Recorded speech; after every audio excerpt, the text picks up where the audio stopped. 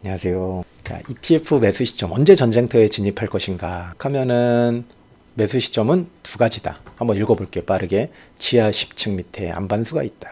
시장이 한번 하락하기 시작하면 어디까지 하락할지 모른다. 너무 또 뻔한 얘기를 하네요. 상승하기 시작하면 어디까지 하락할지 모른다. 요거에 대한 예시를 한번 들어보고 갈게요. 지금 미국 시장이 막 과열이 되게 많이 됐다라고 합니다. 언론 기사도 그렇고. 근데 저는 지금도 여전히 미국 주식 지금 현재 시점 8월 20일이거든요. 지금 매도를 이렇게 코멘트를 하거나 제가 팔지 않았어요. 그 이유는 뭐냐면은 언제까지 오를지 저도 모르거든요. 그러면은 내려가기 시작할 때 팔면 됩니다. 한번 하락하기 시작하면 어디까지 하락할지 모르기 때문에 상승이 보이는 어떤 시그널과 기준이 있으면 그때 들어가면 되는 거예요. 최고점에 팔 수 없고요. 최저점에 살 수 없다라는 마인드를 가지시면 됩니다. 요 1번에 대한 내용들을 이렇게 한번 좀 풀어봤어요. 그래서 미국 주식 같은 경우는 만약에 미리 팔았었어요. 그럼 어떻게 돼요? 그 기간 동안 2주가 될지 3주가 될지 한 달이 될지 두 달이 될지 모르는 그 기간 동안 포모 현상이 일어납니다. 제가 예전에 그 부분을 실수를 좀 했거든요. 너무 빠르게 해가지고. 그래서 그 부분의 이야기를 상승할 때도 마찬가지고 하락할 때도 마찬가지고 적용을 할 수 있다. 자, 두 번째, 지속적인 상승의 과열을 막기 위해서 한번 쉬어가는 건지 진짜 하락장으로 전환되는 건지 파악하는 게 중요하다라는 거예요. 하락장에 돌입을 했을 때 지금도 마찬가지입니다. 지금도 마찬가지예요. 이게 그대로 정말 FOMC에서 모르잖아요. 항상 확률이라는 게 있잖아. 100%는 없잖아요. 투자에서 100%를 얘기하는 건 투자 사기죠. 항상 확률이 좀 더 높을 뿐이고, 뭐 금리 같은 경우 그렇잖아요. 금리 인상은 진짜 1% 미만이라고 보고 있고요. 금리 동결도 한 진짜 10% 미만이라고 보고 있어요. 그럼 대부분 금리 인하를 생각을 합니다. 얼마나 줄일지 얼마나 내릴지는 그거는 뭐 그 다음이고, 근데 이제 그래도 갑자기 금리 동결할 수도 있는 거잖아요. 그죠? 그렇게 되면은 본격적인 상승장이 시작이 된다라고 생각을 하거든요. 왜냐면 금리 인하에 대한 부분이 선반영이 됐다라고 저는 판단을 하고 있기 때문에. 그럼 그때 이제 하락장을 돌입했으니까, 그래, 내가 ETF 책 봤으니까 이제부터 지수 ETF를 언제 사야 될지 타이밍을 봐야겠다. 근데 내가 지금 주식에 다 몰빵돼 있네. 현금이 하나도 없네. 그럼 안 되는 거잖아요. 그죠? 그래서 항상 저는 이제 현금을 항상 하나의 종목이라고 생각하고 비중 배정을 제일 중요하게 생각하는데, 뭐 지금 뭐 매수, 매도 이런 기술적 이야기를 하지만 너무 중요하니까 또 이야기를 드립니다. 항상 현금 비중 굉장히 중요합니다. 그래서 하락장으로 전환될 건지 그거는 진짜 모르기 때문에 결국엔 대응이에요. 저도 어느 정도 시나리오를 짰지만, 이건 예측이죠. 다 틀린다고 생각하면 돼요.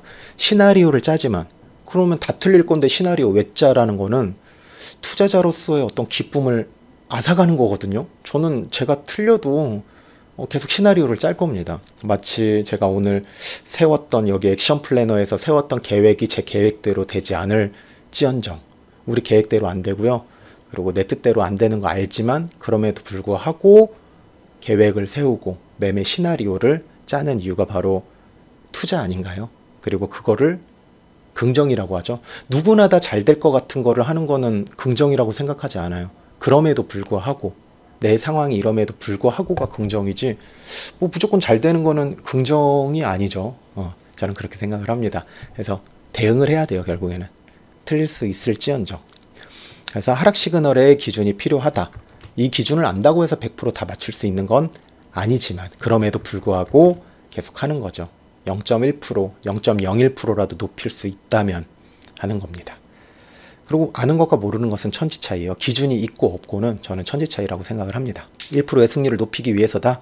자, 시장 하락 시그널의 기준은 제가 보는 것은 더 많겠지만, 그래도 제가 책을 출간하면서 그냥 흰 종이에다가 쓰거든요. 먼저 딱 요거 먼저 떠올라서 중요한 것들을 먼저 담아놨습니다. 지수 차트예요. 항상 지지저항을 먼저 긋고요. 그냥 스마트폰으로 이러면서 긋습니다. 그래서 한 주를 일단 매수를 합니다. 한 주를 계속 이게 딱 해놔야지, 보유 종목이 있어야지 한 번이라도 더 보는 시스템을 갖추더라고요. 그래서 저는 일단은 한 주를 매수합니다. 항상 가지고 있다고 보면 돼요. 한 주는 계속 지수 ETF는 계좌에 계속 있고요. 환율, 이 환율이 급격하게 올라가는지 봅니다. 그래서 제가 앞에서도 이야기했겠지만 원달러 환율은 동아시아 외환위기에 IMF 사태 이후로 꾸준하게 우상향하고 있습니다. 어쨌든 기축통화 국가인 달러가 항상 필요하고요. 우리나라는 수출 국가이기 때문에. 그래서 꾸준하게 계단식으로 올라가는 것은 어느 정도 기정사실이라고 저는 보고 있으면서 투자를 하고 있는데, 급등할 때, 그때는 어쨌든 외국인도 그때 이제 자신 가족들한테 보내야 되잖아요. 자기 딸 메리, 아들 토마테, 열심히 막 외국인 투자자들도 옳다구나 이러면서, 그러면은 싸게 샀던 것을 파는 시세 차익도 노리지만 환 차익도 누릴 수 있기 때문에 매도 심리가 또 강해질 수 있어서, 이럴 땐 급등을 했을 때는 예민하게 봅니다. 그럼 외국인 투자자들이 또 매도세가 촥 오면서 더 과하게 빠지니까요. 과하게 빠졌을 때 어떻게 돼요? 공포가 더 과하게 나오고, 그때 우리는 침착하게 매수 기회를 엿보면 됩니다. 자, 금리입니다. 금리는 계속 너무 많이 이야기해서 넘어갈게요. 글로벌 변수, 전쟁, 그리고 러시아 우크라이나 전쟁 이런 거, 이란 이스라엘, 팬데믹, 이상기후 이런 것들이 있겠죠. 또는 어떤 누군가의 갑작스러운 변화라든지 그런 거 있을 것 같아요. 요 네 가지만 체크해도 충분히 대응이 가능하다고 봅니다. 사실 이 정도만 해도 거의 본업 수준이라고 생각을 하는데요. 그래서 전문가 영역이라고 생각할 수 있고요. 좀 계속 보다 보면은 경험이 필요한 영역이고, 요즘에는 또 이런 정보들을 주는 곳이 너무나도 무료, 유료 많으니까 자신에게 맞게끔 선취해서 이렇게 해서 하시면 될 것 같아요. 요즘 또 AI도 있으니까 맞춰서 시스템을 만드는 것도 어렵지 않다고 생각을 합니다. 저는 요거를 이제 매일 아침에 새벽에 일어나서 라디오 방송도 하고 그렇게 하는 것들을 계속 하고 있었는데, 그래서 조금 보이는 것 같아요.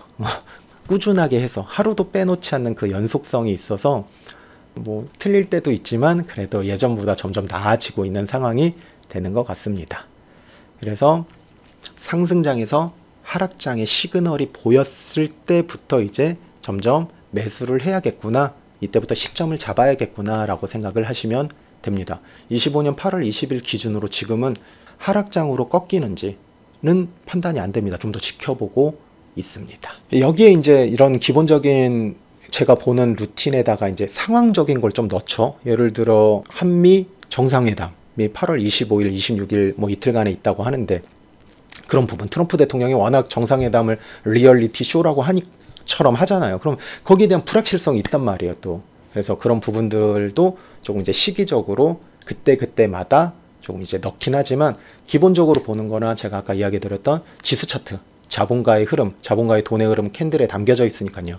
지수 차트, 그리고 대한민국은 기축통화 국가가 아니니까 환율, 금리, 그리고 어떤 대세, 대외, 정세 같은 거, 이런 것들을 봅니다. 자, 두 번째, 하락 추세에서 상승 추세로 바뀔 때 이제 하락장이 쭉 오래 가요. 쭉 오래 간 다음에 바닥을 찍고 올라가려는 낌새가 보일 때, 즉 추세가 바뀌는 시그널을 감지할 때부터 또 이땐 슬슬 해야겠는데 라고 봅니다. 하락이 멈추는 판단은 저는 이렇게 봐요. 추세선 돌파, 주가 캔들이 하락 추세선을 돌파하는 시점이다 라고 하면서 추세선 돌파 한번 그어보도록 하겠습니다. 저는 이렇게 긋습니다. 다른 분들이 어떻게 긋는지는 잘 모르고요. 저는 이렇게 긋습니다. 일단 가장 가까운 부분을 이렇게 쭉 캔들을 쭉 봐요. 이렇게 쭉 보고, 지수 차트 같은 경우는 워낙 규모가 크잖아요. 어떤 시가총액이 큰 것들을 다 합친 것의 평균값을 도출한 거기 때문에, 공룡 기업들도 있고 막 엄청난 것이기 때문에 일봉보다는 주봉이 좀 더 잘 보인다고 생각을 해서 주봉 차트로 일반적으로 긋습니다. 삼성전자도 제가 주봉 차트로 그어요. 삼성전자도 한번 그어 볼게요. 코스피 같은 경우 저는 여기에서 한번 3300에서 추세를 한번 보고 싶어요. 그러면은 이 고점에서 이렇게 내려봅니다. 일단 그냥 내려봐요. 그냥 이렇게 내려봐요. 이렇게도 내릴 수 있겠죠? 그 다음에 고점에서 그을 때 저는 제가 생각하는 유의미한 추세선은 그래도 3번 부딪혔을 때 가장 좋다고 생각을 합니다. 그럼 가장 많이 부딪힌 선을 저는 추세선으로, 제가 생각하는 하락 추세선의 기준점으로 잡습니다. 해서 쭉 보면은 가장 많이 부딪히는 거, 약간 꼬리 위주로 하고요. 캔들은 웬만하면 훼손 안 하려고 그래요. 이렇게 하는 거, 이런 거. 예를 들어 이렇게 긋는 거, 이런 식으로 캔들 다 훼손하면서 가는 건 아닌 것 같아요. 참 친절하죠? 그래서 이런 거 한 번, 두 번, 이런 거 약간 이런 유도리, 이런 추세선 이렇게 하면은 여기를 추세를 돌파했다라고 봅니다.